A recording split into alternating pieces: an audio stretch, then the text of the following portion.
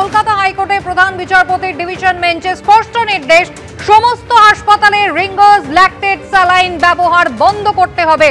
যারা ব্যবহারের ফলে ক্ষতিগ্রস্ত হয়েছেন তাদের পরিবারকে ক্ষতিপূরণ দিতে হবে।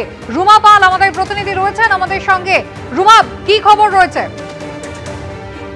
দেখো, দুটি জনস্বার্থ মামলায় রাজ্যের সাধারণ মানুষের স্বাস্থ্য নিয়ে একটা মামলা কিন্তু গুরুত্বপূর্ণ তথ্য উঠে এসেছে।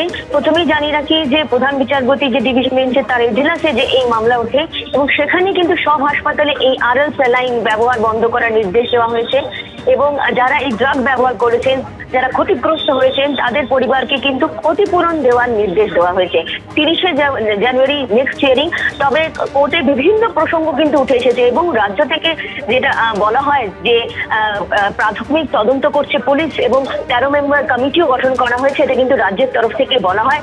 কিন্তু এটাও ঠিক যে রাজ্যের তরফ থেকে এটাও বলা হয় যে যেহেতু 3টে ব্যাচে এই স্যালাইন ছিল এবং একটি ব্যাচের স্যালাইন কিন্তু ব্যবহার করা হয়েছে বিভিন্ন সরকারি হাসপাতালে এবং সরকারি ল্যাবেও এই স্যালাইন পরীক্ষা করা হয়েছিল। সেন্ট্রাল ল্যাব যেটা মুম্বাইতে সেটাও ব্যবহার করা হয়েছিল।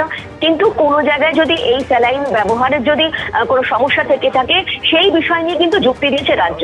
কিন্তু প্রধান বিচারপতি প্রশ্ন ছিল যে কোম্পানির বিরুদ্ধে, এই কোম্পানির বিরুদ্ধে কি কোনো নোটিশ জারি করা হয়েছে? সেক্ষেত্রে কিন্তু এখনো করা হয়নি, এমনটাই কিন্তু জানানো হয়েছে রাজ্যের তরফ থেকে।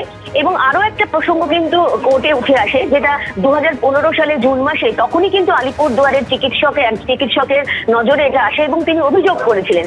যেহেতু তিনি অভিযোগ করেছিলেন তার বিরুদ্ধে পদক্ষেপ নেয় রাজ্য। এই প্রসঙ্গ কিন্তু উঠে আসে এই মামলা চলাকালীন, শুনানি চলাকালীন।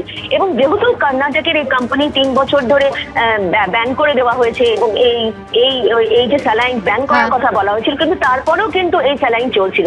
এবং এটাও ঠিকই, রাজ্য কি বেনিফিট অফ ডাউট দিচ্ছে কি করে, এটাও কিন্তু প্রধান বিচারপতির কিন্তু প্রশ্ন ছিল।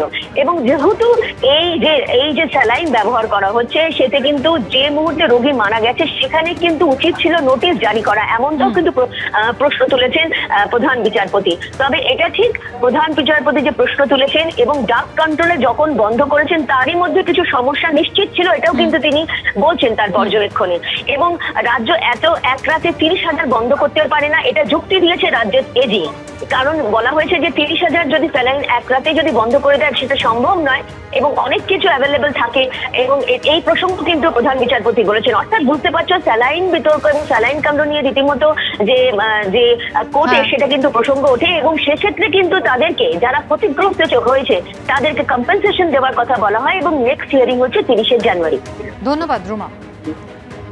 ইতিমধ্যেই কলকাতা হাইকোর্টের প্রধান বিচারপতির ডিভিশন বেঞ্চ, সেখানে কিন্তু জোড়া জনস্বার্থ মামলা দায়ের হয়েছিল আপনারা জানেন, এবং সেখানে কিন্তু আজকে কলকাতা হাইকোর্টের স্পষ্ট নির্দেশ, সমস্ত হাসপাতালে আরএল স্যালাইন ব্যবহার বন্ধ করতে হবে এবং যারা ব্যবহারের ফলে ক্ষতিগ্রস্ত হয়েছেন তাদেরকে ক্ষতিপূরণ দিতে হবে রাজ্যকে।